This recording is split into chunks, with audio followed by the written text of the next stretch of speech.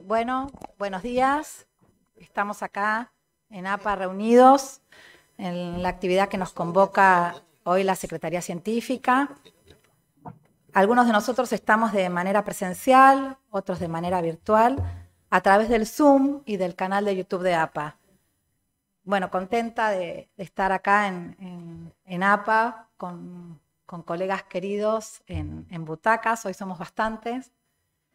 Y bueno, quien les habla, yo, María Angélica Pacheco, voy a conducir esta actividad junto a Mario Ruiz, analista en formación, quien coordinará las preguntas y comentarios que estén en las redes. Quisiera agradecer a Cristina Rosas y a Cecilia Moya, quienes me convocaron para conducir esta mesa, cuyo título me pareció sugerente y que tengo la intención de que genere un interesante debate. La actividad propuesta para hoy lleva por título El encuadre y la cura, lo esencial y lo contingente. Me detengo unos minutos en el título. Me pregunto, y me pregunto también si hay una relación entre encuadre y cura, pero más que nada me interesa rescatar qué será lo esencial y qué será lo contingente en un tratamiento psicoanalítico. Voy a presentar a nuestros invitados, quienes dispondrán más o menos de 15 minutos para compartir con nosotros lo que fueron pensando en relación a esta temática. Está con nosotros la licenciada Azucena Tramontano, miembro titular en función didáctica de la Asociación Psicoanalítica Argentina, de la IPA y de FEPAL. Docente universitaria en la Universidad de Buenos Aires, en Favaloro y en la Universidad de Belgrano. Tutora y jurado de tesis de esta última universidad. Supervisora clínica en hospitales, coordinadora de los cursos virtuales de la APA entre el 2006 y 2019. Coautora de los libros Las máscaras del superyo y Enigmas de la sexualidad, 60 años de psicoanálisis en la Argentina y trabajando en cuarentena en épocas de pandemia, el tomo 2 y 3. Y también Freud, coautora de Freud, un clásico actual. Integrante del comité editor del Diccionario de Psicoanálisis Argentino, ex coordinadora del Comité de Lectura de Trabajos de Promoción de APA, actual miembro de la Comisión de Enseñanza del Instituto Ángel Garma de la APA. El doctor Raúl Tebaldi, médico, psiquiatra, psicoanalista, full member de IPA, analista didacta de la Asociación Psicoanalítica Argentina, especialista en psicoanálisis de niños y adolescentes y es coordinador del Departamento de Adolescentes. Es el actual secretario del Instituto de Psicoanálisis y profesor del instituto. También tiene numerosos trabajos publicados en la revista de psicoanálisis y publicaciones extranjeras.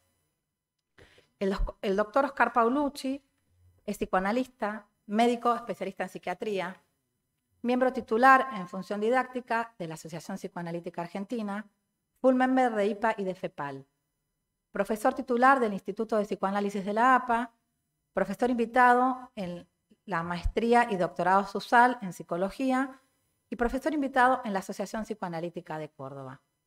Coautor de los libros La misteriosa desaparición de la neurosis, Saber del límite, Psicoanálisis, ficción y clínica, Debates cruciales en psicoanálisis, Cuerpo, Edipo y castración, On Training, Análisis, Debates y Lecturas de la clínica, a propósito del relato La mano mala de Mazzucán.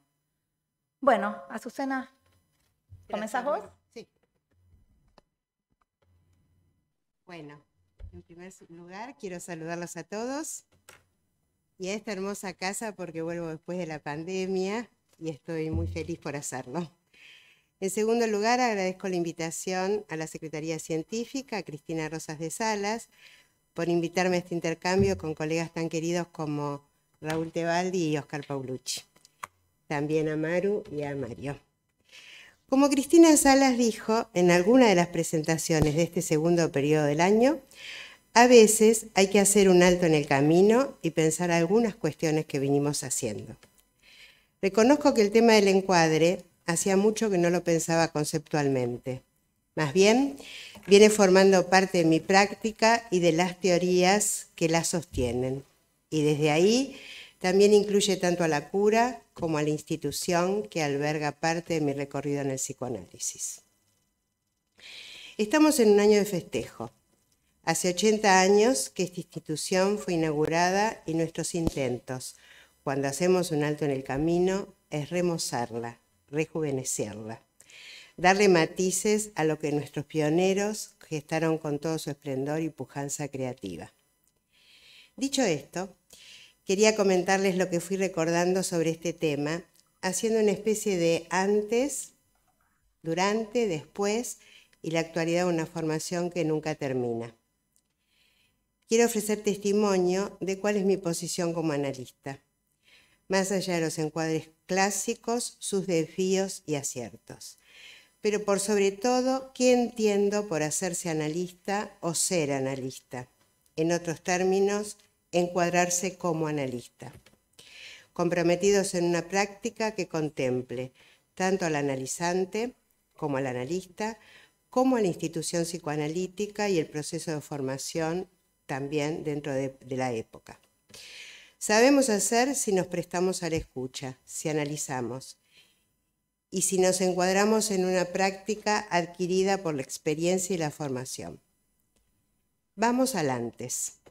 Hace muchos años, cuando empecé a trabajar con mis primeros pacientes, tal como se enseñaba en aquella época, el encuadre tenía un formato clásico y, por cierto, bastante rígido. Se enunciaba al paciente reglas que terminaban en un supuesto acuerdo entre dos, pero que era un enunciado formal, vacío del contenido necesario que surgiera del encuentro con ese paciente. Más bien, era un sometimiento a la supuesta palabra de Freud, que solo había dicho en consejos al médico que iba a dar algunas sugerencias que a él le habían servido, pero que no descontaba que a otros no. Consecuencia de aquella actitud mía, dice Freud, fue que los analistas más dóciles no percibieron la elasticidad de las reglas que yo había expuesto y se sometieron a ellas. Desde las sugerencias de Freud a la irrestricta afiliación que hicieron los analistas sujetados a la letra, hubo muchas repeticiones de una formulación de encuadres monótonos, rígidos, que ubicaron en el primer paso de nuestros encuentros que con los pacientes había uno que decía lo que tenía que hacer y otro que aceptaba, porque nos daba el don de un saber que obviamente no teníamos. En los nuevos caminos de la terapia psicoanalítica, Freud comienza con un planteo sobre el saber. Dice: nunca nos enorgullecemos de poseer un saber o un poder hacer, completos y concluidos, advirtiendo sobre la incompletud y también sobre la necesariedad de seguir haciendo. Pero por sobre todo deja en claro que existe un método y sobre él hay que seguir los nuevos caminos que se vayan presentando. En el durante de aquel ejercicio era casi irreverencial hacer lo que Freud dijo que hacía con sus pacientes. Claro que esto no eludía que el encuadre, palabra que él nunca utilizó, tuviera tropiezos. Es decir, hacíamos algo al pie de la letra y lo llamábamos encuadre, contrato analítico, pacto, otras veces alianza analítica. Palabras, por cierto, tendenciosas y con peso propio. Incluso si pensamos que el encuadre en fotografía es delimitar y por lo tanto dejar afuera aquello justamente que no elegimos para encuadrar. O sea, la acción de encuadrar hacía elegir qué no se usa para la foto. Por lo tanto, incluye y excluye. Después, con un poco más de experiencia, los pacientes me fueron enseñando que el encuadre se desarrolla entre dos y que en el mismo acto que se enuncia la asociación libre ya hay algo de un acuerdo que plantea una situación llamada analítica, que no se incluye a ambos. El paciente acepta algo tan fuera de la realidad habitual como hablar libremente de lo que se le ocurra, como en un tren, mirando un paisaje, contando cuadro por cuadro sus pensamientos. Ahí hay una chispa, un enlace con ese analista, una confianza particular que lo hace entrar en una relación diádica imaginaria y transferencial.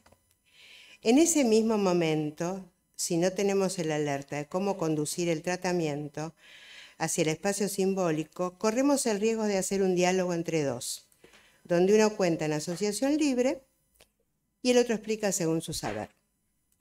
Comprendí que no había análisis posible sin neurosis de transferencia y, por lo tanto, eludiendo a la transferencia misma de cada quien puesta a analizarse. En esta alianza o contrato no quedaba del todo claro que de lo que se trataba era de otra cosa, de un devenir que quizás mitigara el sufrimiento vía el acontecimiento transferencial. En la actualidad, llegué en este proceso a un encuadre básico que voy adaptando según las entrevistas previas al comienzo de análisis y que se va moldeando de acuerdo a lo que vislumbro psicopatológicamente y adquiriendo formas distintas. Se va adaptando o macerando a medida que el paciente lo desarrolla junto conmigo. Digamos entonces que mi testimonio es que pasando por la dureza del encuadre clásico, prestándonos al paso que podamos ir adquiriendo, con nuestro propio andar, haremos camino. Ahora bien, se puede decir que esto se prestaría a la anarquía, a la falta de continente, de setting, o que es demasiado individualista, o que le falta raigambre metodológica. Sin embargo, tengo mis motivos para tener esta posición. El primero es que la práctica me mostró con algunos analizantes que venían después de interrumpir otros tratamientos, los efectos del sometimiento masoquista que ocasiona un encuadre rígido. Analistas que conducen las decisiones ante cada enigma, dependencias desmedidas, restricciones a la libertad, regresiones fusionales y pasionales altamente masoquistas y muchos desvíos de la falta de lógicas de terceridad. Idealizaciones y fascinaciones por las teorías de los analistas y por el estándar supuesto requerido para adaptarse a la circunstancia de ser analizado, de tal o de cual. En la base de estos encuentros, el uso de un poder omnímodo, narcisista y abusivo por el sufrimiento del analizante. Un verdadero despliegue tiránico que no habilitaba, justamente, al uso del libre fluir mediante asociación libre. El segundo es que respeto mi estilo porque me hace auténtica con el propósito de analizar, con la menor represión posible y encuadramiento restrictivo que deje por afuera aquello que solo adviene desde el saber del analizante. La palabra es nuestro instrumento y la ética es el facilitador de una postura solvente en el sillón del analista. Es ahí donde se jugarán todos los ensambles posibles de transferencias, interpretaciones, señalamientos y observaciones que devengan en un sujeto que es escuchado por un analista que confía en su práctica y que al estilo de Freud sepa que la creatividad es posible y que su estilo analítico es su signo distintivo. El tercer motivo es que confío en la ética, en el saber hacer, según el estudio profundo de las teorías y el tránsito inexorable por el análisis personal. Es ese saber hacer que huele a torta sacada del horno en cada puesta en acto de la transferencia. Doy lugar para la relación entre estilo y ética, dado que existe un encuadre interno en todo trabajo clínico psicoanalítico. El analista incorpora un encuadre interno, gracias a su propio análisis, experiencia de vida y condiciones personales. Talento clínico, salud mental, vocación analítica, como lo querramos llamar. Estilo interno. Consiste en una conquista psíquica que todo psicoanalista organiza en su devenir. Es un delicado proceso que resulta del encuentro entre un analista que posee el dispositivo interno de análisis y un paciente que acepta el despliegue del trabajo analítico. El cuarto motivo es que hay cosas que no hace falta decirlas, porque no configuran ni aportan al proceso primario. Son solo palabras que se dirigen a la conciencia y hasta pueden generar obstáculos del mismo orden del sometimiento superyoico que antes mencionaba. Si un analista, por fallas caracteriales o excesos de puntos ciegos, despliega un fuerte encuadre externo con poca dosis de encuadre interno, seguramente el análisis servirá muy poco. En cambio, cuando el análisis cursa con un encuadre externo laxo, pero con un ritmo sostenido y constante en cuanto a la posición del analista, las posibilidades de instalación del proceso son mayores.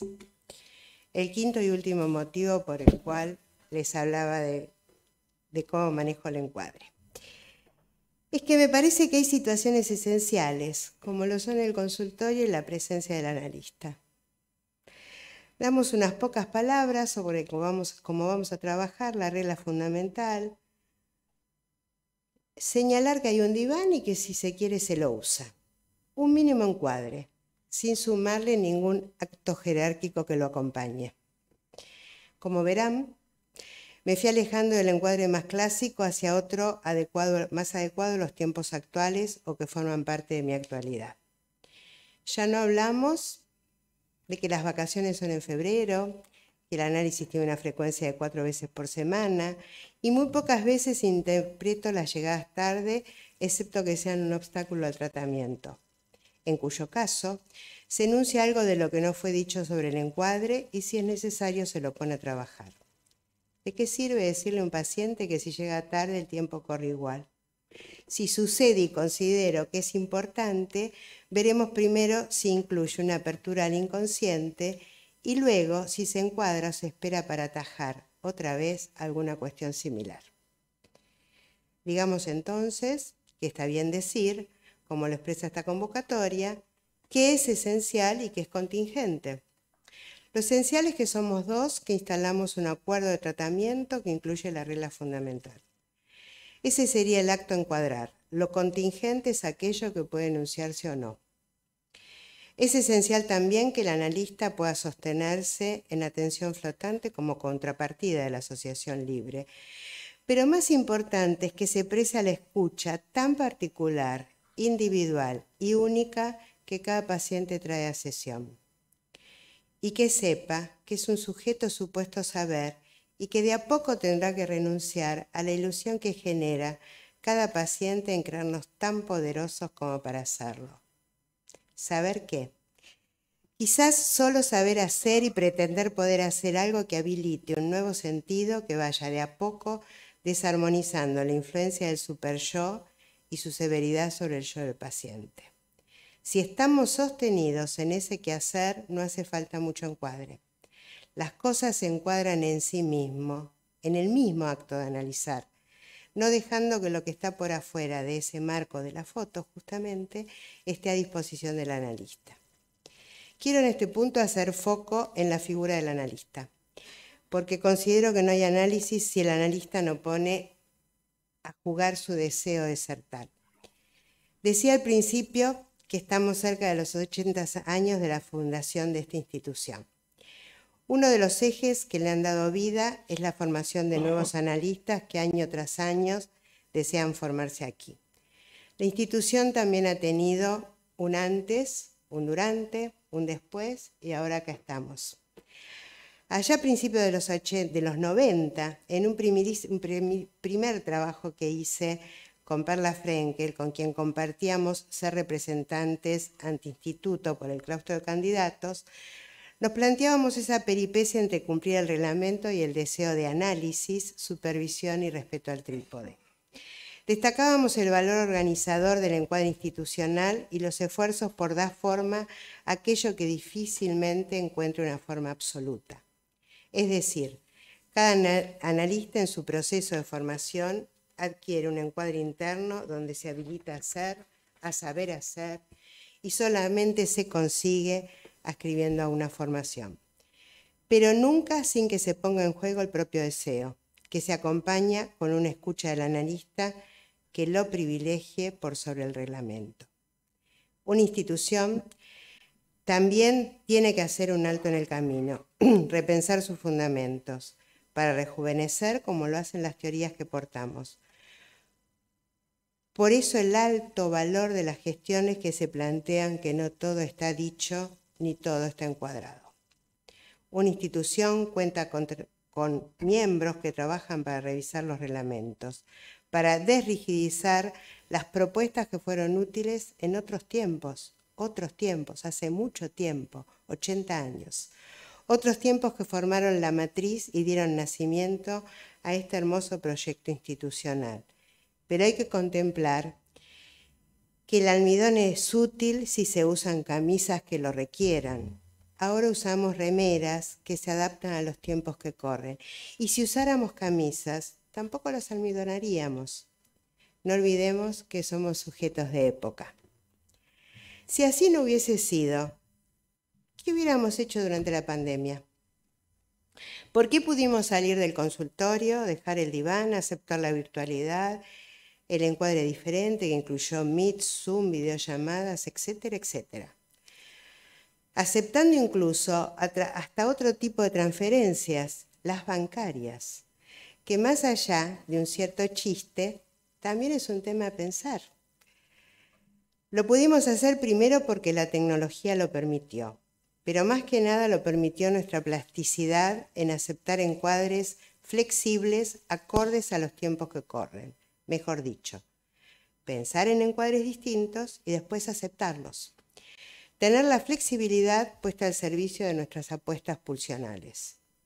Ya no somos los mismos. Hemos transitado tiempos insólitos de desencuadre. Temimos no vivir, no trabajar, no volver nunca a nuestros lugares de trabajo.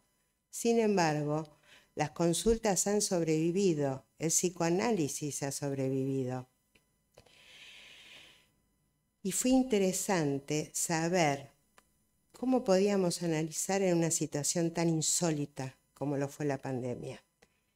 Quizás como nuestros pioneros, algunos llegados de la guerra, cuando llegaron a fertilizar el campo del futuro del psicoanálisis.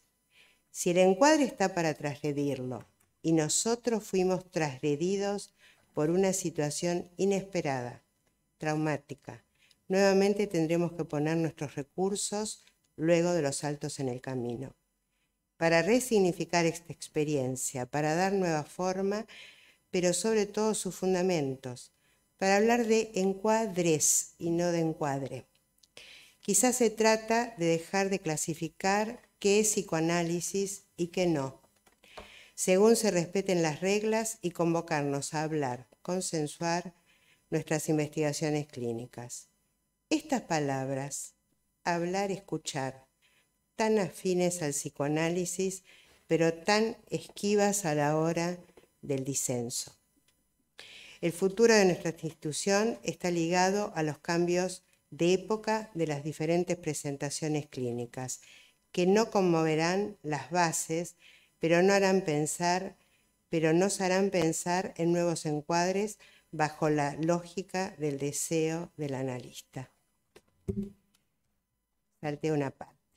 Cada encuadre para cada analizante y proceso. Cada encuadre para cada psicopatología. Cada encuadre para cada época que transita un analista. Por eso la formación nunca termina.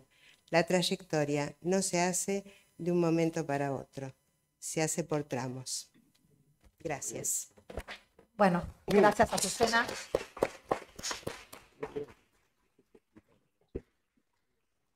Bueno, Raúl, te escuchamos.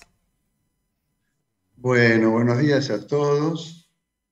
Mi agradecimiento a la Secretaría Científica, Cristina Rosas, y a la posibilidad de participar y compartir con los prestigiosos colegas que me acompañan en esta mesa, dedicada a un tema tan actual como es el tema del encuadre.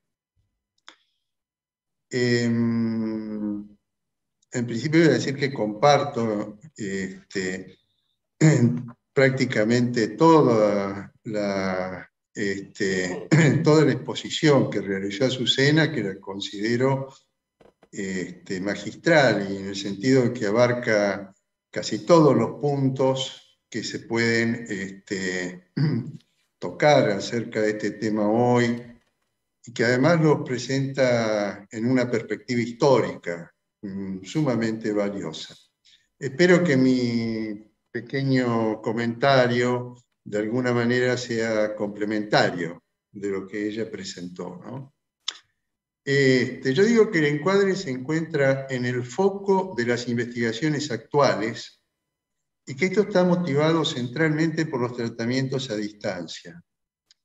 A raíz de esta circunstancia, es oportuno considerar algunos puntos salientes que se desarrollaron durante las limitaciones del encuadre formalmente propiciado por Freud y que para abreviar yo llamaré encuadre clásico. El encuadre debería siempre estar en investigación en cada tratamiento, porque hay momentos en los cuales un encuadre puede facilitar la expresión de cierta zona psíquica, hacerla hablar, que se manifieste, y puede ensombrecer otras. El encuadre clásico es el más estudiado, centrado en el lenguaje verbal. Puede sofocar pulsiones que se expresan en actos y generar una situación hipnótica idealizada en torno a su propia dinámica. Maruco habla de la fetichización del encuadre. Todo encuadre incluye una negatividad. La sombra perceptual del analista en el encuadre clásico, los silencios, la abstinencia, son determinantes para el desarrollo representacional. Y difícilmente se puedan implementar de igual manera cuando se trabaja de forma virtual. En la década del 70, Green planteó la crisis del psicoanálisis. En su artículo, El analista, la simbolización y la ausencia, propuso una metapsicología del encuadre que permitiera comprender sus implicancias en la cura como parte de las adecuaciones técnicas requeridas para analizar estados o funcionamientos límite. Lo que estaba en juego era si el verdadero psicoanálisis quedaba restringido a la posibilidad de cumplir con los requisitos del encuadre clásico. Para muchos analistas, el encuadre seguía siendo la línea demarcatoria de la analizabilidad. Experiencias con pacientes límites, tanto de Winnicott como antes Ferenczi y luego Green, más las propuestas de autores americanos en este campo, fueron determinantes para esta revisión que propuso Green, para desanudar la relación establecida entre verdadero psicoanálisis y encuadre. Hoy nos parece natural aceptar como psicoanálisis las modificaciones técnicas que permiten abordar los casos límite, así como también nos resulta natural los distintos lenguajes en que se expresa la conflictiva de los pacientes y también aquellos encuadres propios del análisis de familia, del análisis grupal, del análisis de niños. Cada práctica tiene su encuadre y para nosotros todas son prácticas psicoanalíticas. Sin embargo, la clínica siempre obliga a nuevas investigaciones. Y si hay pacientes o circunstancias que requieren un encuadre acondicionado para poder analizarse, hay que considerar que dicho acondicionamiento debe acompañarse de los desarrollos metapsicológicos que permitan su justificación. El análisis a distancia nos evidenció una vez más que la transferencia se sostiene y podemos analizar. Desde la propuesta de Green, a la cual adhiero, es necesario, sin embargo, no darnos por satisfechos por esta probada circunstancia e interrogarnos sobre las condiciones que genera el encuadre virtual, sus ventajas y desventajas, para poder conceptualizar sus alcances en la clínica. Aún más, en este encuadre es posible que el confort de las formas variables y el hecho de que sea el paciente quien puede acondicionar el encuadre, en muchos casos facilite la transferencia, que no necesariamente redunda en mejor análisis. 3 tipos de encuadres, por lo menos yo visualizo hoy, o 3 temas en torno al encuadre. El encuadre clásico, el encuadre acondicionado, el encuadre virtual.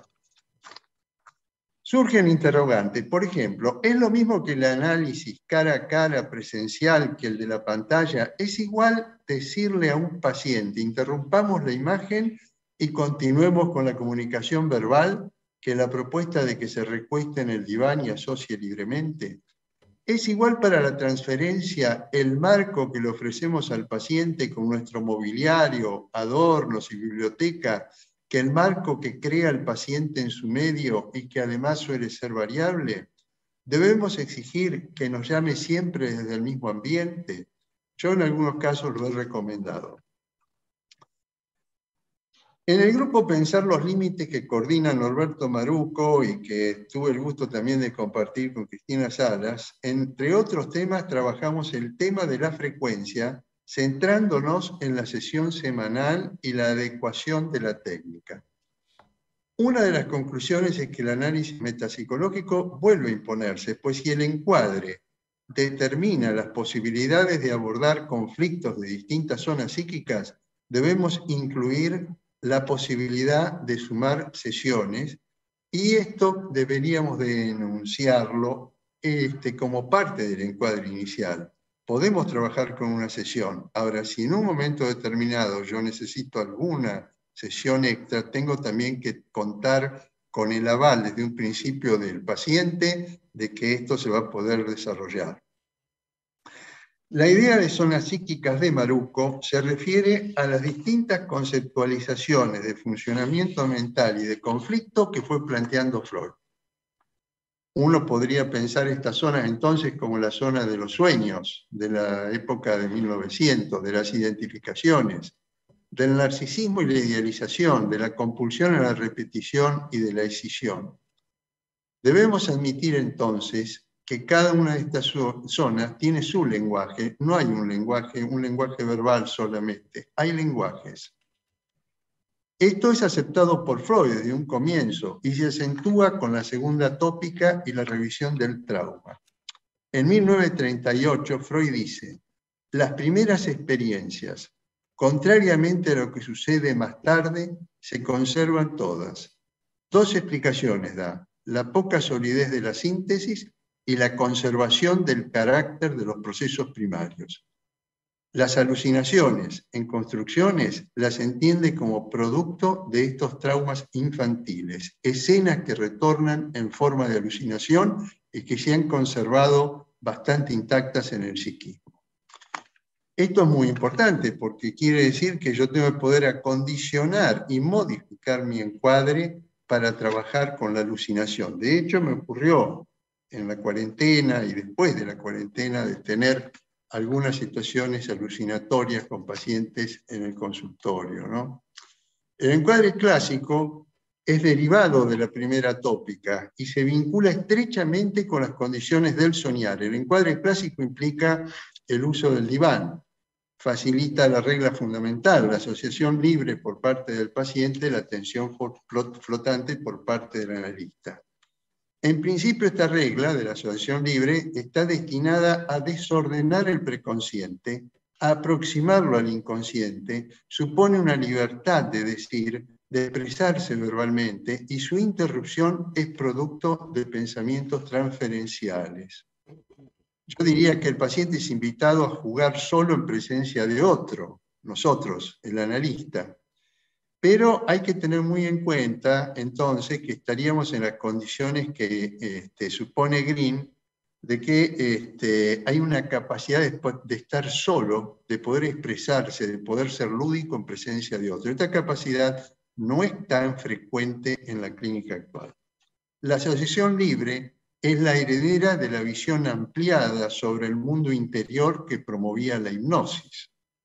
El encuadre de Freud se muestra inicialmente destinado a explorar entonces el inconsciente reprimido y metapsicológicamente se corresponde con la primera tópica y activa un funcionamiento mental semejante al que determinan los sueños por la inhibición motriz, por los límites del campo visual y la atención dirigida al mundo interno.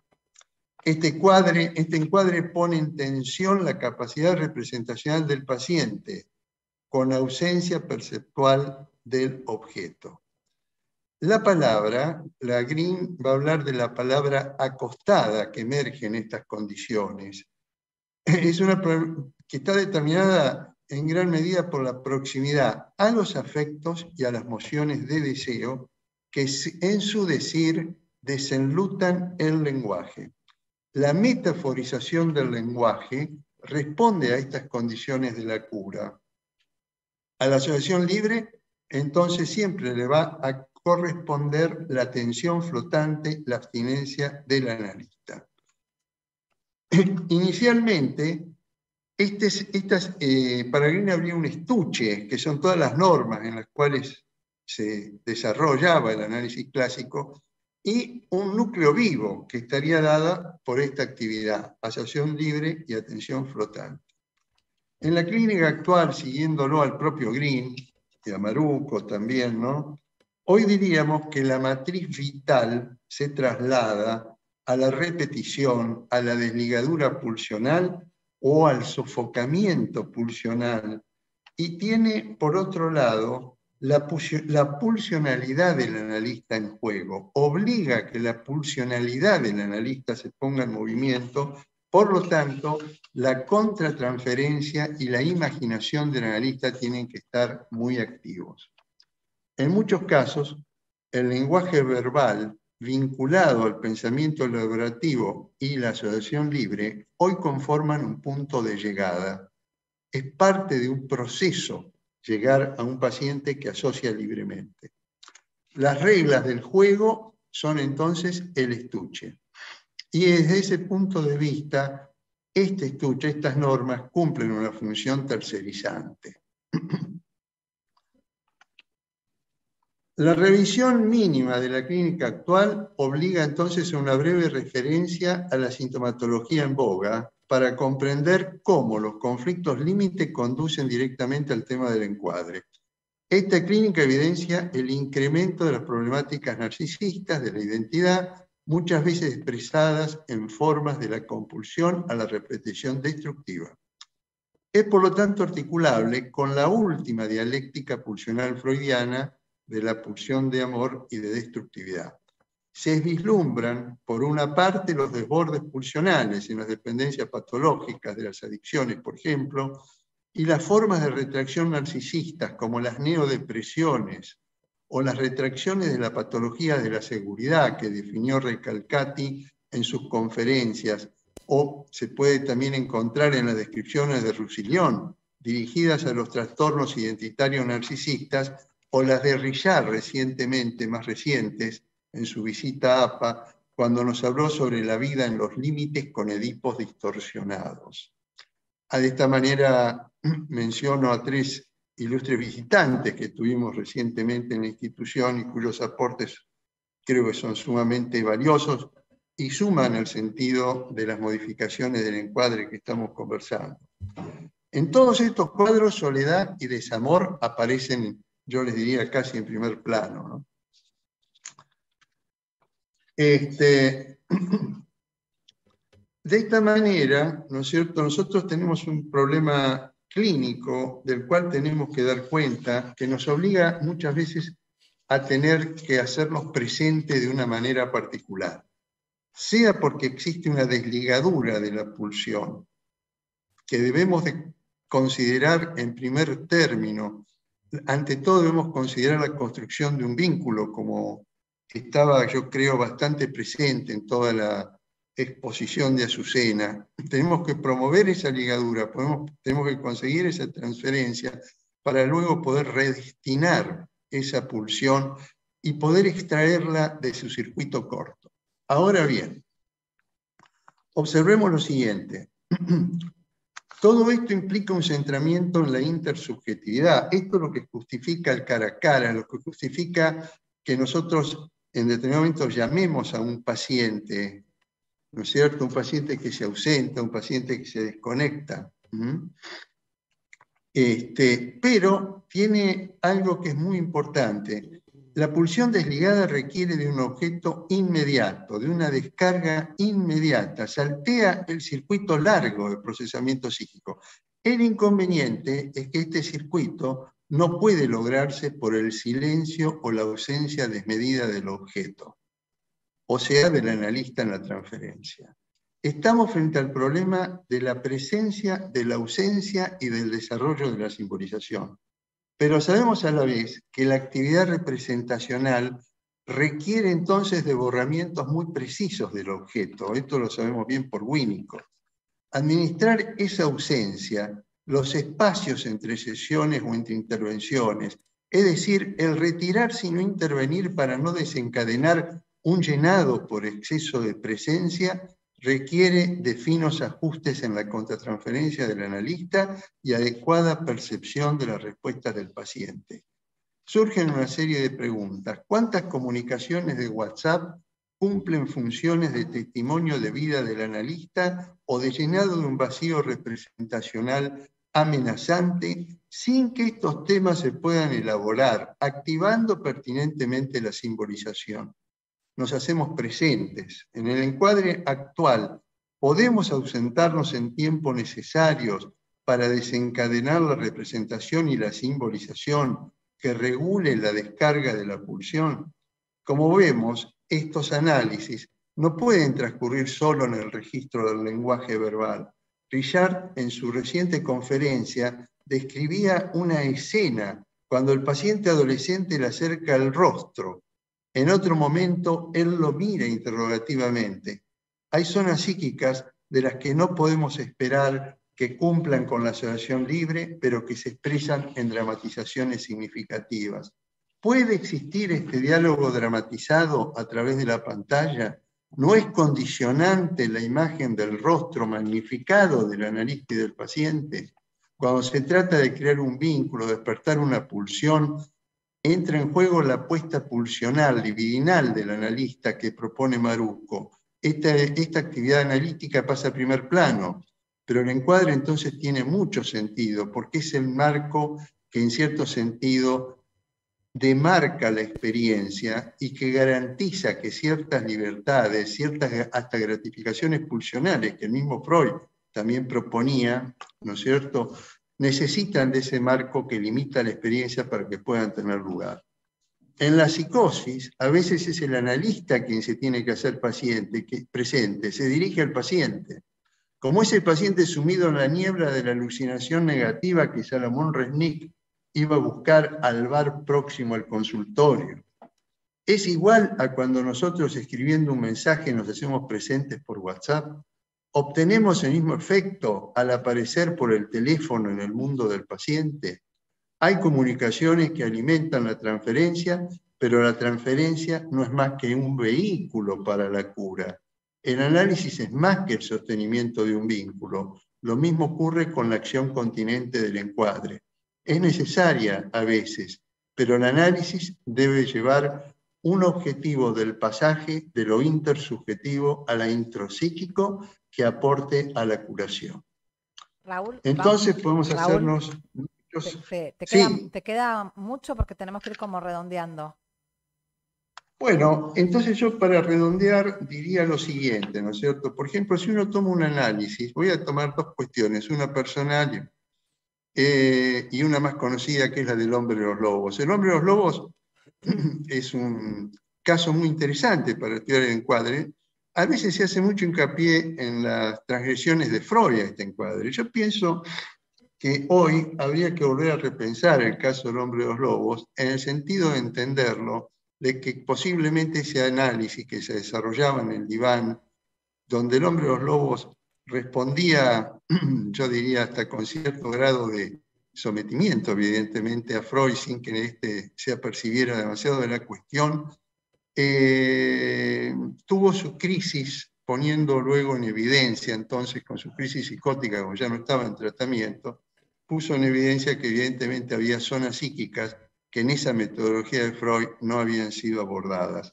Y no me parece que haya sido solo por un desconocimiento de la problemática narcisista del hombre de los lobos, sino que yo creo que el encuadre fue algo bastante que operó como cómplice. Una muy breve anécdota les cuento de carácter personal. Hace un tiempo comenzó conmigo a analizarse un paciente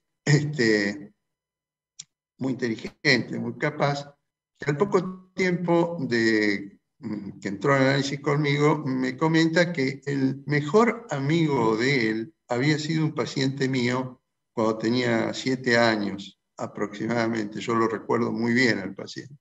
Este paciente en esa época tenía un conflicto con la mamá y le cuenta al nuevo paciente mío la siguiente anécdota. Él, a través de los años, ya un hombre grande, seguía teniendo conflictos con la mamá, ¿no?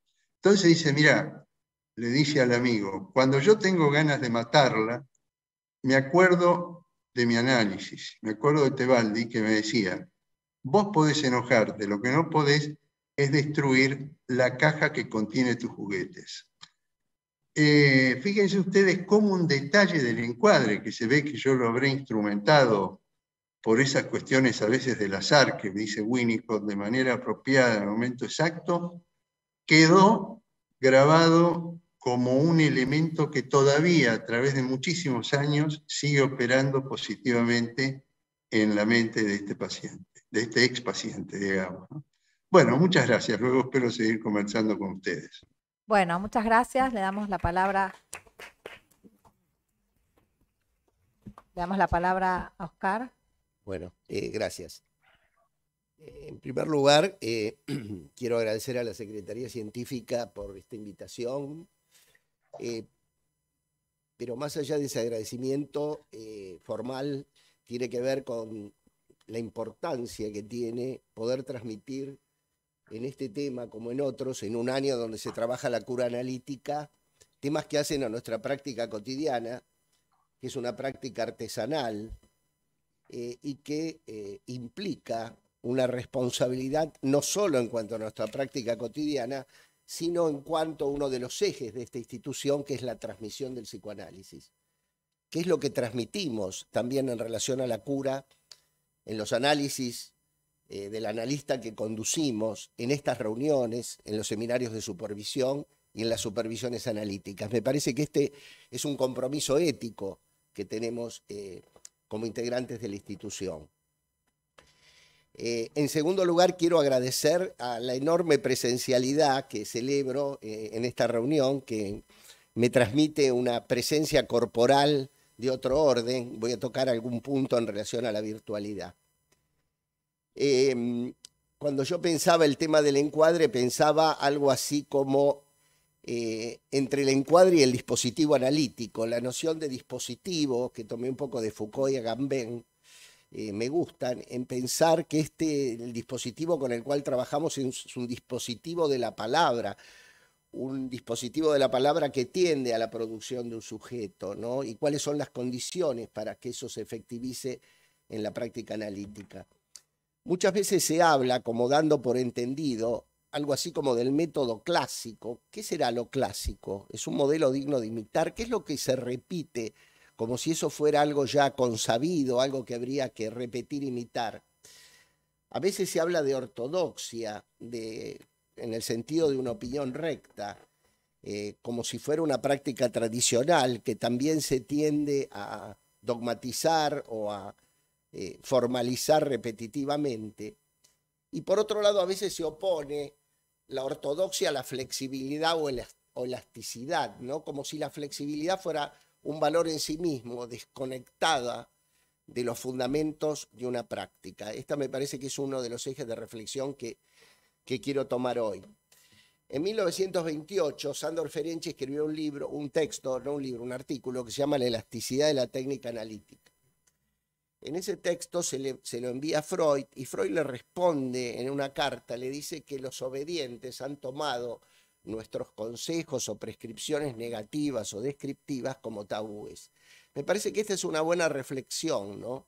Para empezar a dialogar con ustedes y, como hizo Azucena, dar testimonio de su práctica, ¿no? Me parece que hay una relación inextricable entre lo que es la praxis, los elementos técnicos y los fundamentos conceptuales que fundan esta praxis. Es decir, por ejemplo, de acuerdo a cómo entendamos la transferencia, esto va a determinar un modo de escuchar y de sostener la cura analítica y a su vez el modo de tratar a los pacientes y considerar la transferencia en nuestra práctica va a regir el concepto de transferencia. Foucault, en una conferencia en el año 69, habló, llamó él, que es un autor, ubicó, además del campo científico, un campo que él llama de fundadores de discursividad, donde plantea la necesidad de un retorno a los textos fundantes de ese campo. Él ubica en esa conferencia a dos autores, a Freud y a Marx, y me parece interesante para volver también nosotros a los textos fundantes de este discurso, el discurso analítico, y voy a hacer una breve referencia a Freud, porque Freud, en los escritos técnicos, cuando habla en los consejos al médico, dice que su técnica es la única adecuada a su persona o a su personalidad, dice él. O sea, que habla de la singularidad del analista con un estilo particular y de cada analista. Esto por un lado. La única referencia que está ahí en toda su obra a la frecuencia de sesiones y al tiempo de las sesiones, que es ahí, plantea una variación de acuerdo a la singularidad de cada paciente. ¿De qué modo lo dice? Él dice, yo trato a los pacientes todos los días, menos los domingos, 1 hora. Pero dice, algunos pacientes los trato 3 veces por semana. Y los pacientes en los cuales se produce un cierto hielo, los trato más de 1 hora. O sea, hay variación de la singularidad de cada analista y la singularidad de cada paciente, de cada analizante o de cada paciente en análisis. Es decir, acá me parece que podemos poner en tensión lo llamado clásico u ortodoxo con respecto a lo que es la práctica freudiana, y voy a intentar dar cuenta de cuál es mi práctica en relación a este punto, ¿no? A mí me parece que en el principio es la transferencia. Este me parece que es el eje clave para pensar la operatoria analítica. Si no hay transferencia, no hay posibilidad de operación analítica. Yo estoy seguro que Sigmund Freud a la joven homosexual la veía probablemente todos los días. Sin embargo, Freud dice, las interpretaciones o el intento interpretativo resbalaban como el agua sobre las plumas de un pato. Es decir, la transferencia analítica no estaba instalada. Freud, que me parece que se ha olvidado, porque precisamente hay olvido, porque a veces hay un lleno en estos fundadores de discursividad de cosas que se van instalando como doxa y que impiden repensar los fundamentos de esa práctica. En ese sentido, me parece que Freud no tomaba, entre comillas, en análisis directamente a los pacientes ni les planteaba una especie de encuadre a priori, sino practicaba algo que me parece que es muy útil, que lo pensemos en nuestra práctica actual, que es el tratamiento de prueba. Él dice, esto opera para 2 cuestiones. Una, si se establece o no la transferencia, en el sentido de la transferencia operativa, lo que él llama transferencia operativa. Es decir, que alguien venga a quejarse por un síntoma no alcanza para que alguien pueda entrar en análisis. Se necesita cierta implicación subjetiva, por un lado, la constitución, podríamos decir, de cierto enigma de saber, y que ese enigma de saber, digamos, puede encarnarse en ese analista singular. Y por otro lado, esto por un lado que es clave, y por otro lado le sirve como función diagnóstica, porque él dice, divido, los diagnósticos él los hacía, y me parece importante pensarlo, en relación a la modalidad de establecimiento o no de la transferencia en términos de neurosis narcisística y neurosis de transferencia. Lacan habló de un elemento, de un fundamento, podríamos decir, transfenoménico de la transferencia, que es el sujeto supuesto saber. En ese sentido, me parece que la transferencia analítica, la constitución de este componente ternario de la transferencia, que es el sujeto supuesto saber, es que posición del analista mediante, deseo del analista sosteniendo esto, es lo que permite la escucha analítica y también la posibilidad de que una interpretación se verifique a posteriori como habiendo operado y produciendo algún movimiento subjetivo. Azucena también tomó un punto clave, que es que tomó el tema de la regla fundamental. Me quiero detener un instante en eso, muy brevemente, para decir que la regla fundamental ni más ni menos inscribe un lugar tercero del analista. Es decir, el psicoanálisis no es, me voy a diferenciar de Rickman, que dice que es un two-person psychology. Creo que la la relación analítica va más allá de la relación dual. Esto lo quiero subrayar porque me parece que esto es importante en relación al lugar del llamado encuadre. Es decir, en este sentido podríamos decir que la regla fundamental instala la posibilidad de apertura al inconsciente porque diga lo que se le ocurre al paciente, va a ser escuchado desde otro lugar, podríamos decir desde un lugar tercero. Del lado del analista nos queda la atención parejamente flotante. A veces, esto ya lo objetó Férickel hace muchos años, pero a veces se confunde la atención parejamente flotante, que tiene que ver con el relato del analizante, que tiene que ver con las insistencias, homofonías, actos fallidos, con la asociación libre del analista. Me parece que este es un tema importante a considerar. También habría que repensar el tema de la neutralidad, no en términos de lo burdo de los juicios de valor, sino en términos que una vacilación calculada de la neutralidad puede operar en algunos análisis con sumo cuidado, y que la abstinencia no es solo no tocar al paciente, sino también hay una cierta abstinencia en relación a responder a la demanda o hablar de cuestiones personales del analista que conducen a la sugestión. Hay dos temas que me parecen importantes que voy a dejar para el final, pero los enuncio, que es el tiempo de la sesión y la frecuencia de las sesiones. Me parece que en cuanto al espacio, me voy a referir brevemente al tema del espacio, me parece que la práctica institucional, la práctica en hospitales, la práctica comunitaria muestra que no se necesita un espacio físico determinado, sino que la clave es la posición de escucha del analista, que haya analista, ¿no? Es decir, en el debate histórico entre estos o no análisis, creo que se debe desviar la pregunta a ¿qué es un analista? Es decir, el análisis es la práctica ejercida por un analista. Veamos las condiciones de la escucha, la posición del analista, para desviarlo de cuestiones formales que me parece que desvían el problema. Entonces, en ese sentido, me parece que también se abre el problema de la virtualidad. El problema de la virtualidad, tenemos experiencia prepandemia de conducir análisis a distancia, ya sea por vía telefónica, por Skype en su momento, por los medios tecnológicos. Yo considero que hay posibilidad de instalación de sujeto supuesto al saber, de transferencia analítica. He tenido experiencias de desarrollo de un análisis. Creo que hay una sustracción del cuerpo real. Este tema no lo debemos esquivar, creo que uno nota una diferencia en esta presencia acá y en la práctica analítica.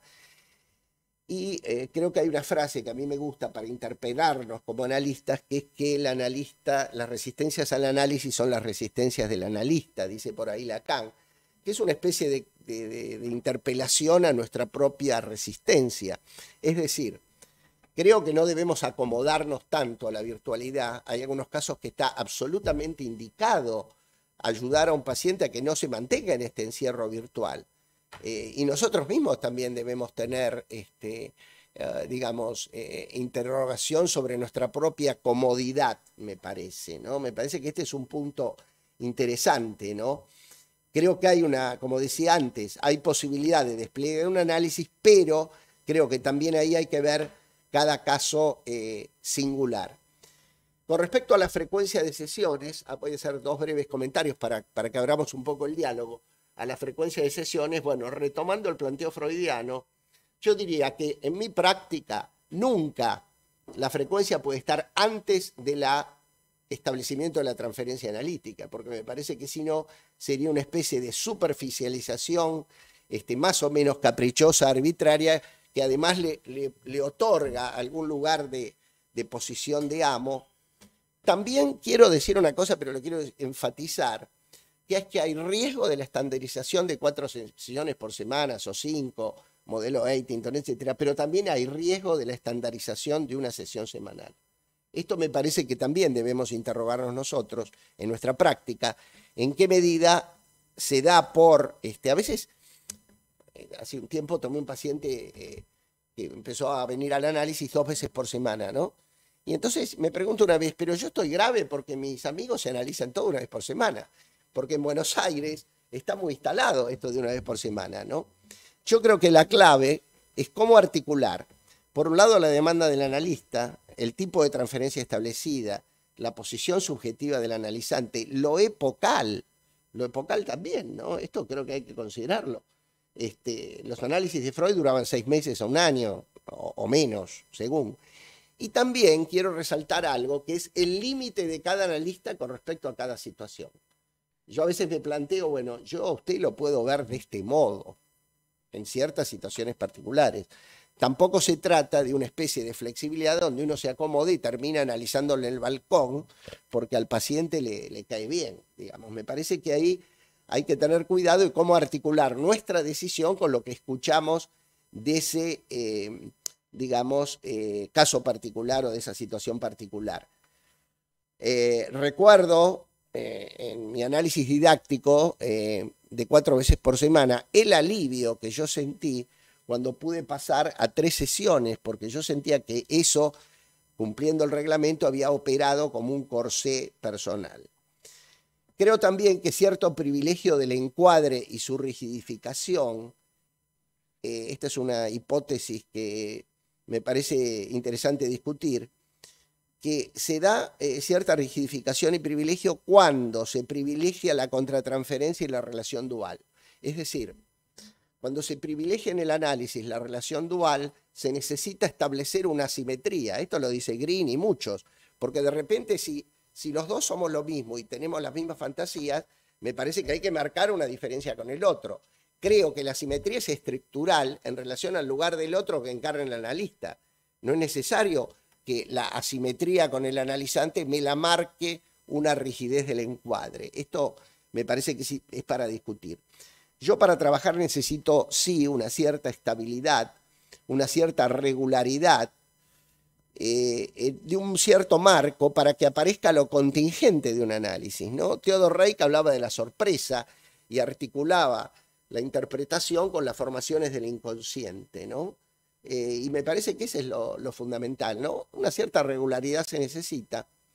Y 2 cuestiones finales para terminar. Una, que hay un texto canónico muy trabajado en el mundo, que es el texto Psicoanálisis del encuadre analítico de Blecher, ¿no? Y ahí él se plantea el encuadre como lo constante frente a la variable del proceso. Sin embargo, se le filtra accidentalmente una información al paciente con respecto a que la compra de un departamento, un paciente fóbico que tenía dificultades en la compra, y ahí llamativamente se plantea una paradoja, porque dice, esto debería mantenerse fijo, pero cuando se mantiene mudo, porque están depositados los aspectos simbióticos o psicóticos de la personalidad en términos de Blecher, me parece que ahí dejamos de analizar algunas cuestiones. Digo, esta es una de las tantas paradojas. ¿Qué pasa cuando el encuadre forma parte del proceso? Y ahí uno se puede preguntar, ¿no será que a veces es útil que el encuadre forma parte de la operación analítica?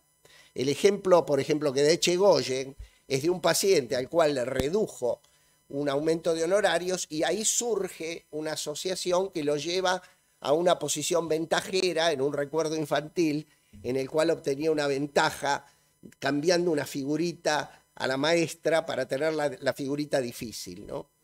Hay una experiencia personal de una persona con un cuadro depresivo y una adicción muy intensa que me consultó hace muchos años y que empezó a concurrir casi todos los días, se fue instalando él.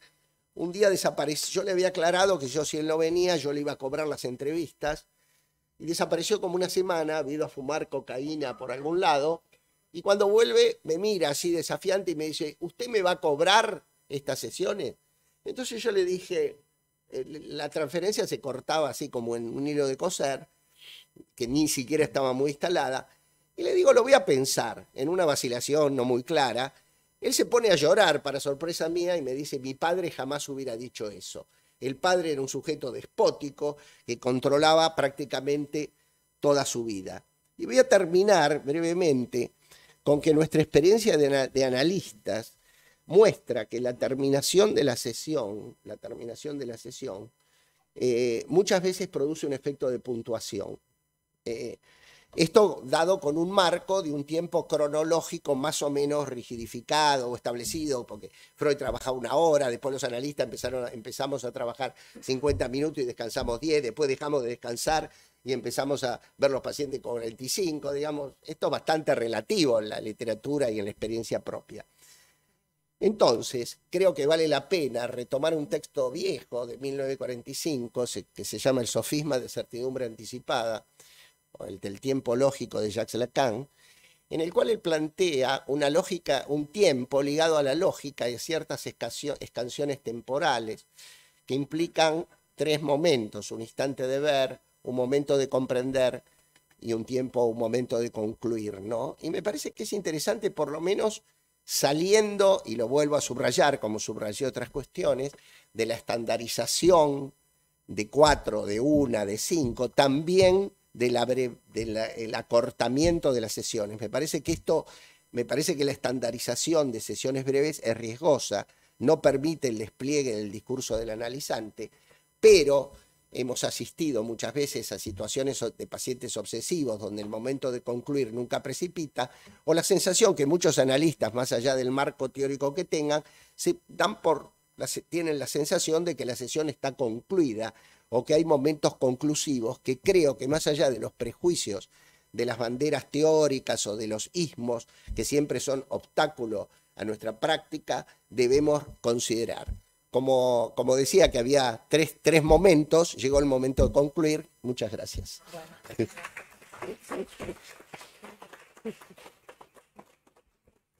Bueno, muchas gracias, mucho para pensar.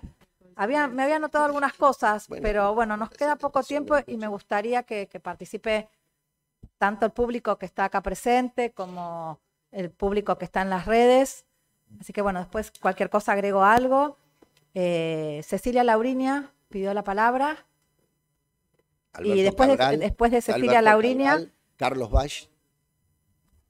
¿Oscar? Alberto. Pero yo conduzco. Te estoy ayudando. ¿Puedo colaborar con vos?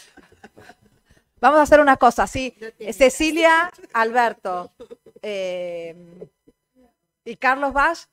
Y después le damos la palabra a Mario, que también hay colegas que quieren participar en las redes. Duro el palo. Son mujeres. Muñeca. Bueno, muchas gracias.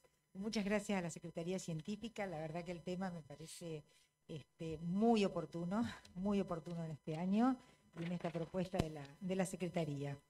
Las 3 exposiciones me parecieron sumamente ricas.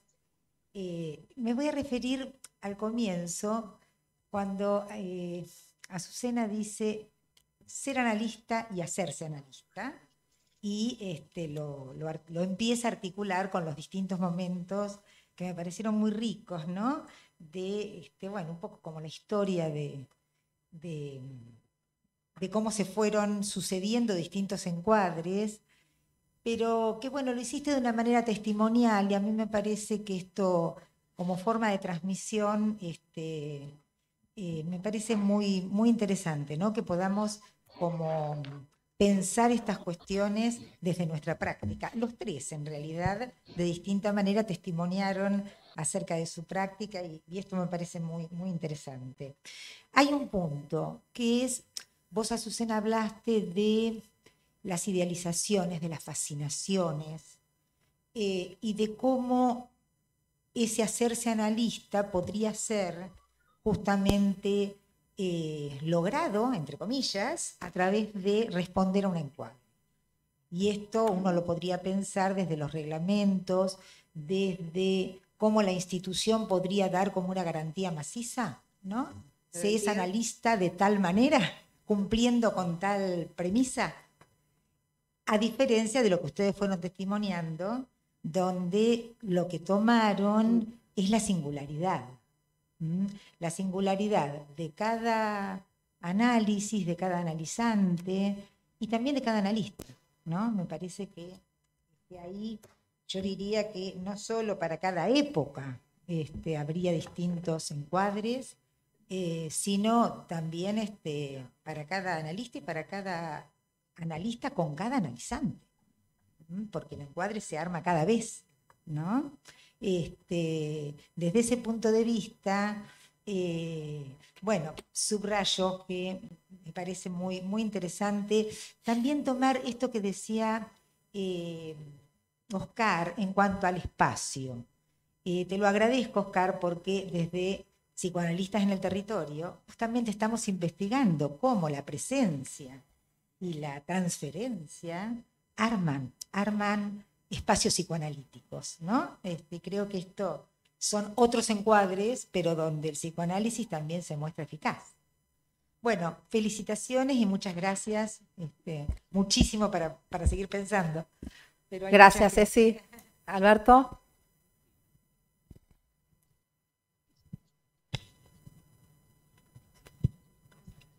Bueno, muy lindas las exposiciones, les agradezco mucho a los tres, cada uno con un estilo particular, pero me parece que con bastantes coincidencias en relación a aspectos centrales. Yo marcaría algunas, quedan muchas cuestiones abiertas porque también hay matices que pueden marcar disidencias, pero me parece que hay un hilo conductor que recogieron en las tres exposiciones y que tienen que ver con lo que podríamos pensar como cierta desconfianza en relación a la estandarización de la práctica, que me parece que indudablemente lleva a un empobrecimiento de la práctica en el punto en el que toda estandarización tropieza, y esto es algo que traía recién Cecilia también, con lo que de apuesta a alojar lo singular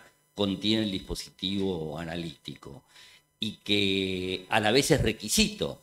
La posibilidad de alojar esa singularidad es requisito de que pueda desenvolverse un proceso que se llama analítico. En ese sentido, yo pondría la estandarización del lado de esto que evocaban estas lindas referencias freudianas que traían tanto Oscar como Azucena, esta observación un poco mordaz, un poco sarcástica en relación a los analistas obedientes, entre comillas, de los que parece mofarse un poco Freud, y me parece bien mofarse, y más de un poco, porque hay algo del orden de el link con la desobediencia, que me parece que es una marca fundante de la práctica del analista. Ahí donde la desobediencia mucho tiene que ver con rescatar esta dimensión artesanal que algunos de ustedes, o varios de ustedes evocaron en las exposiciones. Una dimensión artesanal que se va construyendo en el caso por caso y que a la vez no es a lo largo de todo el caso, sino que en cada momento puntual hay algo del orden de la necesidad de repensar, reformular las características que hasta ese momento pudieron haber sido útiles del estuche, para retomar lo que traía Raúl, y en ese punto incorporar el estuche a la caja de herramientas del analista, poder lograr instrumentar lo que el azar instrumentó para Blecher en ese ejemplo que traía Oscar. Blecher se encuentra con una situación azarosa que le viene servida en bandeja, que genera una conmoción en lo que hasta ese momento era el decurso del análisis, y bueno, la pregunta que queda flotando es si necesitamos esperar a que el azar opere por nosotros, o si el analista no es conveniente que incorpore variantes que sean sorpresivas en un sentido, pero que estén al servicio de poder reencauzar una cura que puede haberse adormecido. El otro punto, muy breve para terminar, es el repensar el lugar de lo institucional. Me parece que es central, porque Azucena destacaba cómo en 2 días, 3 días, 4 días, en nuestro caso, con el ASPOL, el aislamiento social preventivo obligatorio, pero en todos los países latinoamericanos, en todo el mundo donde se practica el psicoanálisis, en 4, 5, 6 días hubo una respuesta casi unánime de la comunidad analítica en lo que se refiere a adaptarse a la nueva situación para ver en qué medida podía subsistir una práctica analítica que se precie de tal en condiciones que nos eran impuestas por las circunstancias. A mí me parece importantísimo recordar y poder reírnos de que 2 meses antes de que ocurriera lo que ocurrió, cuando la pandemia no figuraba para nada en el radar de ninguno de nosotros, en la IPA se discutió un documento minucioso que estipulaba, creo que 12 o 14 puntos que debían ser de obediencia, acá retomo lo de analistas obedientes o no, ineludible para que un tratamiento remoto pudiera considerarse tratamiento analítico. Entre esos puntos estaba inexorable que al menos un mes antes de empezar un tratamiento virtual tenía que haber un análisis condensado presencial. Bueno, yo lo traigo porque me parece que es un muy buen ejemplo de en qué medida las instituciones tienen un efecto inercial, retardatario, que conspira contra lo que por otro lado es el objetivo declamado en primer lugar de todas las instituciones analíticas, contribuir a la difusión del psicoanálisis. En muchos casos nuestras instituciones hacen obstáculo. Entonces, cuando recogemos la coincidencia que se recoge en las 3 exposiciones, fundamentada en relación a la conveniencia de la variabilidad del encuadre, uno diría, ¿y qué pasa con nuestros reglamentos en institución? ¿Recogen estas coincidencias o seguimos fieles a la liturgia que desde no sé cuánto tiempo hace que lo que todos reivindicamos como variabilidad tropiece con una letra escrita que tiene un efecto performativo, indudablemente, y que aboga en otra dirección? Bueno, gracias a los 3. Bueno, gracias, Carlos. Después de los 3 podemos hablar un poquito, ¿no? Hay muchas preguntas. Sí. Gracias. Muy breve. Me gustaría tomar simplemente de las... me parece que a tono con las exposiciones, lo que yo ubicaría como la conveniencia de poner en tensión estas 2 polaridades que surgen de la rigidez o la flexibilidad del encuadre. Ponerlas en tensión, por lo menos en 2 aspectos que entiendo son esenciales y que se pueden formular como paradojas. Una es la paradoja que trajo Oscar relativa al texto clásico de Blecher y que retomaba recién Alberto. La necesidad de un cierto encuadre, es necesario algún encuadre también para que puedan irrumpir los fenómenos en que este encuadre no se sostiene. Y entonces esto de dentro del campo, fuera del campo, se encuentra relativizado. Es necesario que haya un encuadre que delimite un campo, pero eso no implica desconocer el fuera de campo, sino potenciarlo de algún modo. La otra paradoja tiene que ver con lo temporal y con la condición necesaria, inexorable que la pandemia nos puso de relieve. Bueno, aquí fue enunciado y yo estoy de acuerdo, ¿no? Ponerse al día con los tiempos que corren. Ahora bien, no tenemos que olvidar que los tiempos que corren, en los tiempos que corren, nuestra práctica trata de algo que en lo que hace a los tiempos y al tiempo es profundamente, podemos decir, anacrónica.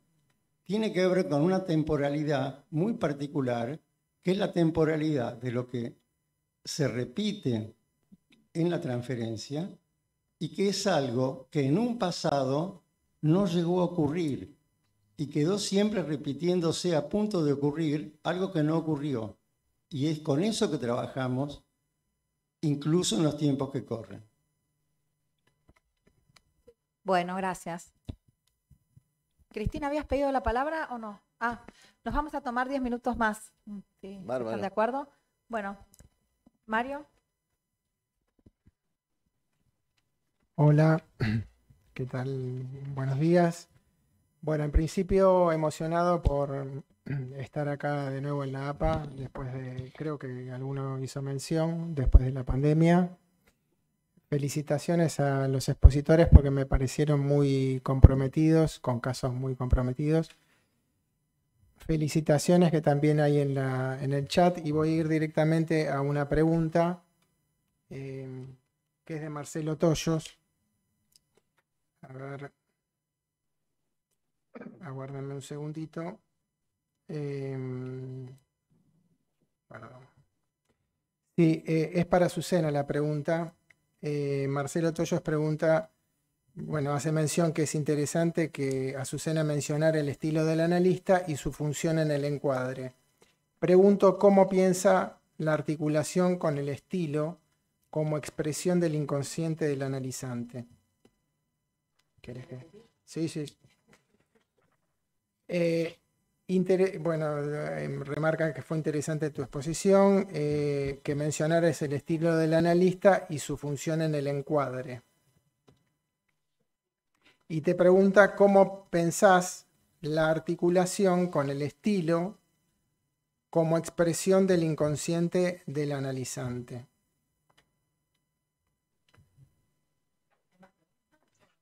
No, después hay comentarios a los cuales adhiero porque, digamos, sí.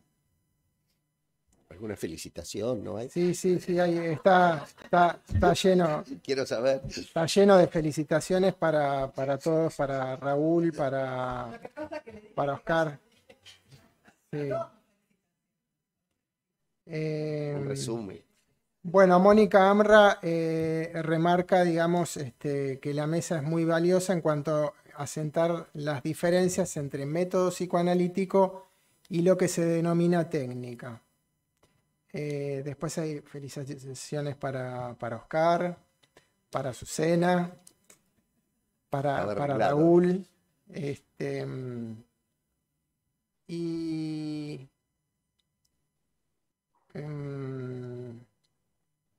Bueno, creo que más o menos eso, si no ya iríamos puntualmente a lo, pero bueno, Liliana Pérez. Laura Katz dice, muy buena presentación de Azucena, rescato los conceptos de repensar, revisar, conceptos que nos llevan a poder hacer pensar en nuestros fundamentos. Nuevamente es la clínica nuestra guía. ¿Sí?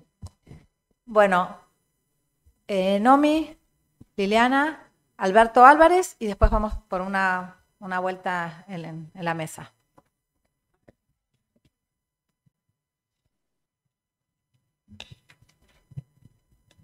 Bueno, ante todo, quiero felicitarlos a los tres porque han logrado que vengamos a APA.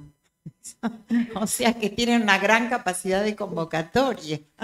Por fin te saqué una sonrisa, Oscar. Bueno, no, yo quería decir simplemente que en realidad lo que a mí más me interesa, es algo que estábamos hablando acá con Liliana, es escuchar un poquito acerca de la práctica en estos tiempos, porque creo que nosotros éramos unos antes de la pandemia y otros ahora.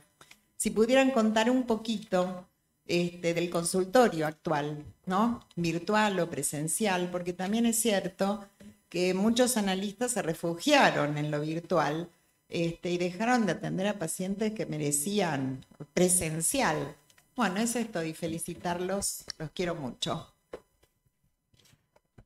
Liliana. Yo también. Eso me gusta. Queríamos También un te mimo. quiero.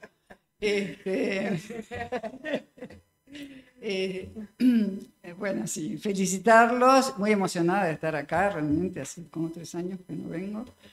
La verdad que no tenía nada para preguntarles ni agregar a lo que dijeron, me gustó mucho y estoy muy de acuerdo con todas las ponencias, pero escuchando a Alberto y a Carlos Valle recién, me puse a pensar en esas cosas, digamos que esas repeticiones, eso que queda pendiente del pasado, que se reitera y que tenemos pendiente por solucionar y que no terminamos de solucionar y que quizás sea el momento. Este momento en que la APA está en crisis, fundamentalmente porque no tiene gente que venga y que precisamente este vacío probablemente no se deba solamente a los efectos de la pandemia. Y que estas cosas me parece que las tenemos que tener en cuenta para promover cambios en los dispositivos, en los encuadres, en los encuentros, en las ponencias, en los paneles, en la presentación de los simposios, en la formación de los analistas. Creo que tenemos pendiente hace muchos años un cambio.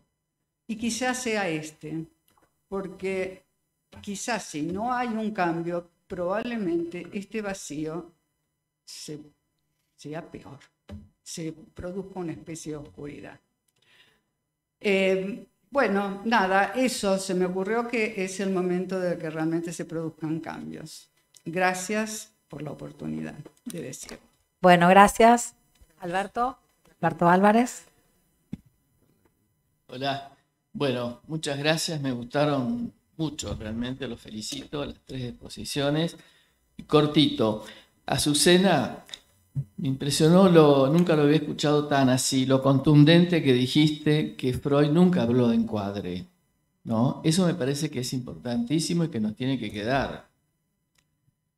Y la cuestión que vos trajiste, que después los demás también lo desplegaron, lo de salir de lo dual, del inicio, en todo caso, de la transferencia. Acuérdense que lo de la intersubjetividad, Lacan lo deja cuando entra en el estructuralismo. Entonces, hay muchas puntas de diferentes teorizaciones para pensar esta cuestión. Lo otro, la fetichización consecuente del encuadre. Y yo tuve un recuerdo que lo escuché a Fidi Acesio hace muchos años, que él se quejaba un poco de que le había tocado a él en los años 50 armar los reglamentos de la institución. Y él decía, nunca tendría que haber hecho eso. Así que bueno. Y lo otro son las modificaciones del encuadre que trae Raúl, de acuerdo al diagnóstico. Y yo pensaba, bueno, que lo he escuchado esto muchas veces, pero me parece que habría que pensar un poco más, diferenciar lo de en qué se diferencia el deseo del analista de la apuesta pulsional del analista, ¿no? Me parece que hay una diferencia importante. Y lo de Oscar sobre el establecimiento de la transferencia, porque pensaba, y esto que él trae de las entrevistas preliminares, de volver o hacerla lo que lo hacemos, ¿no? Pero que la indicación del diván tiene justamente que ver con eso, ¿no? ¿Se va a establecer una transferencia o no? Antes de eso es un disparate, es tirarlo al vacío al paciente, ¿no? Y bueno, me han contado también pacientes que se analizaban en las primeras épocas, que llegaban al consultorio y le decían, ahí tiene el diván, tírese. Bueno, duraban 2 meses, qué sé yo. Pero bueno, eran otras épocas. Bueno, y lo del momento de concluir. Me parece que es muy importante. Bueno, damos una vuelta de unos minutos, ¿les parece? Azucena, Raúl, Oscar. Dale. Bueno, estuve en atención flotante tratando de ver por qué línea encaro lo que generaron estas presentaciones. La primera que me parece interesante es esta cuestión de lo artesanal. Que destacaba Oscar. En realidad, para mí, lo artesanal es casi como esa tarea de obreros donde se trabaja sin prisa, pero sin pausa, donde se va construyendo de a poco aquello que configura nuestra, nuestra práctica, y a partir de nuestra práctica sosteniéndola nuestra identidad. De lo que también me puedo hacer eco con esto que estuve escuchando es la cuestión de las fascinaciones y aquello que produce cierto estándar de consenso cuando algo se supone que es lo que da garantía de ser o no ser analista. Me parece que eso es importante porque ¿quién no cae por tramos en la fascinación amorosa o en la promesa de que si en algún momento tenemos tal o cual filiación somos? Quizás, y en tal caso, lo que se produzca vía el análisis es un rompimiento de esa fascinación y de esa díada, yo decía, imaginaria y narcisista, al servicio de que advengamos constituidos de otra manera. Y en ese punto destaco lo que decía, o la pregunta de Marcelo, no sé si lo voy a poder responder, pero cuando Marcelo destacaba lo del estilo, que yo también lo destaco, quizás, no sé si con conceptos diferentes, pero me parece que lo del estilo tiene cierto consenso más que teórico práctico, es decir, en algunos casos fue llamado encuadre interno, posibilidad de, como yo decía, hacerse analista o ser analista, digamos, incluyendo que el estilo tiene que ver con la formación, con el paso por la formación, el análisis personal y demás. Y si lo tengo que pensar en relación a lo que sería el estilo del paciente o el inconsciente del paciente, no sé, porque, o no sé a dónde apunta Marcelo, porque me parece que el estilo es al estilo, valga la redundancia, de esas formaciones o construcciones, o en tal caso neoformaciones que surgen de la práctica. Es decir, cuando me invitaron a esta convocatoria y yo estuve revisando en mí qué podía decir o qué podía ofrecer, dije, bueno, finalmente revisar la técnica es revisar lo que uno es, revisarse, ¿no? Y me parece que el estilo de revisión, ¿no? El estilo de el encuadre con el cual, el encuadre interno con el cual uno trabaja es el producto de eso que somos como analistas. Entonces, si tiene que ver puntualmente con algo que tenga que ver con el inconsciente del paciente, y sí, habrá situaciones donde en algún momento el propio estilo sea trastornado, trastocado por alguna situación que nos saca de eje, que nos hace perder el eje, o en tal caso, perder el lugar donde estamos sentados o cuál es nuestra posición.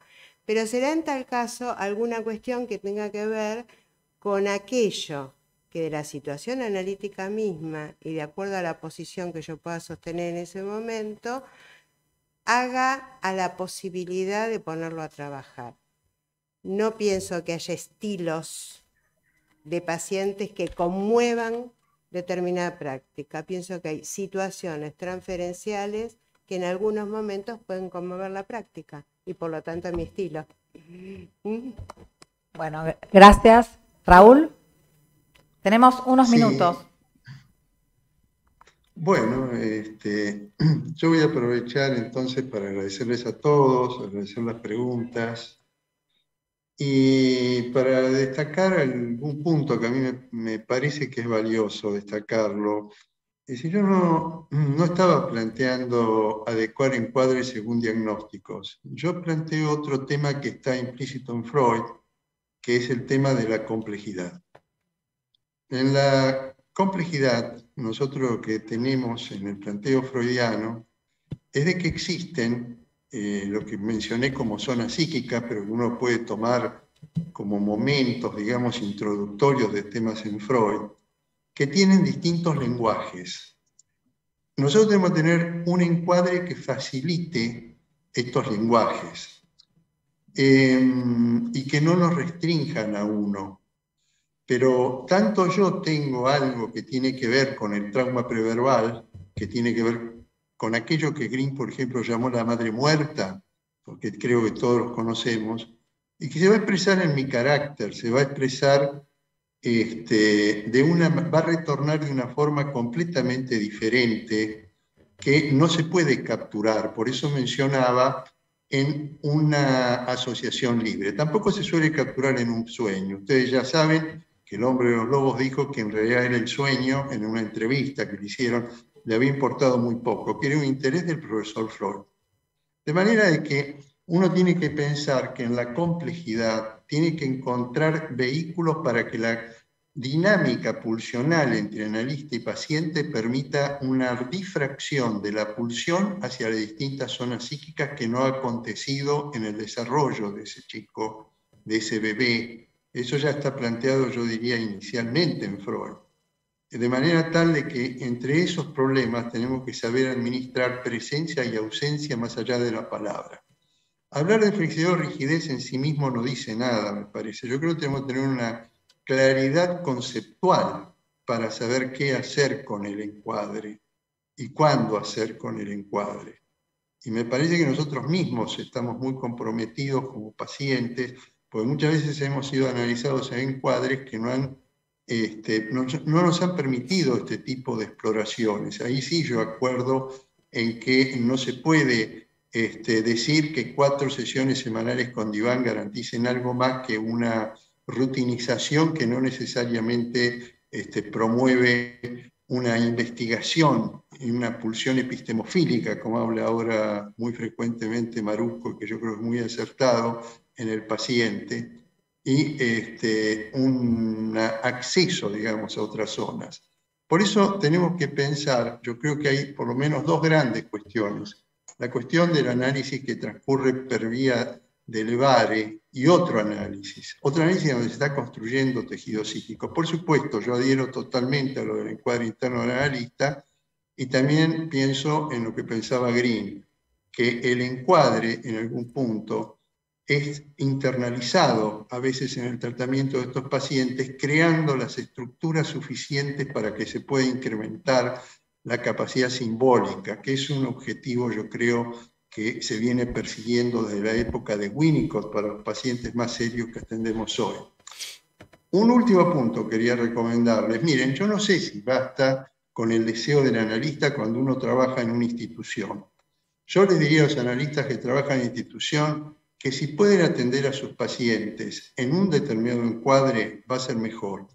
Yo he visto en el Borda accidentes que ocurrieron con pacientes que tuvieron agresiones hacia los analistas por no tener el suficiente marco institucional adecuado para trabajar.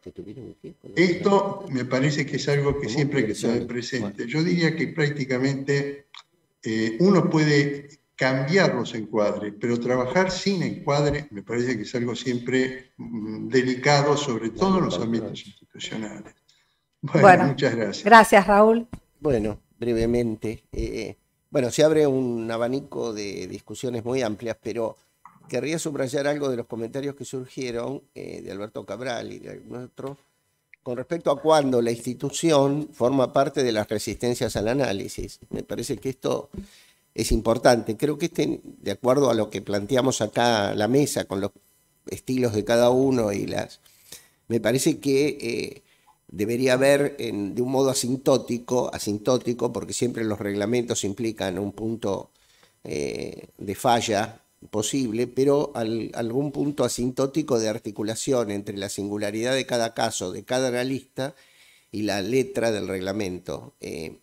También surgió una interrogación con respecto a qué pasa con la virtualidad en la institución y por qué habitualmente se logra poca presencia acá. Me parece que es absolutamente válido. Y con respecto al diván que mencionaba, trajo muchas cosas Alberto Álvarez, pero creo que también observo cierto olvido del uso del diván. actualmente. Y me parece que uno debería considerarlo en el doble sentido. Por un lado, que el diván permite cierta deposición de la imagen del otro y de la ratificación de los gestos, aparte de una cuestión de comodidad, como dice Freud, pero también la cautela de la indicación del diván en relación a ciertas presentaciones que nos harían sospechar algo del orden de lo que podemos llamar prepsicosis, que no es fácil de diagnosticar, en cuyo caso la pérdida de la imagen puede desencadenar algún brote psicótico. Y con respecto al tiempo, creo que también es interesante considerar el tema de la anticipación freudiana, porque yo creo que el análisis es terminable, tiene un comienzo, un desarrollo y un final, pero el analista no puede anticipar con su verdad, intentando lograr algo, la finalización de un análisis por anticipado, mientras se sostenga el sujeto supuesto saber. Creo que es el desliz de Freud, cuando le anticipa un final, porque él quería que le confirme la realidad de la escena primaria. Ruth McBrunswick, que trató posteriormente al hombre de los lobos, dice que tenía, cuando se presenta ante ella, una psicosis transferencial. Debemos estar alerta a esto y ratificar el valor que tiene el reanálisis del analista, que tiene las supervisiones de un caso cuando se nos presenta un problema más allá de los años de experiencia que tengamos, las discusiones clínicas entre colegas y los espacios institucionales, porque siempre, transferencia mediante, está el riesgo de que se genere en el vínculo transferencial algún abuso de la transferencia o el riesgo de como dijo Freud, de una hipnosis de a dos. Bueno, nada más. Bueno, gracias a todos y nos vemos el próximo martes. Gracias. Bueno, muy bien.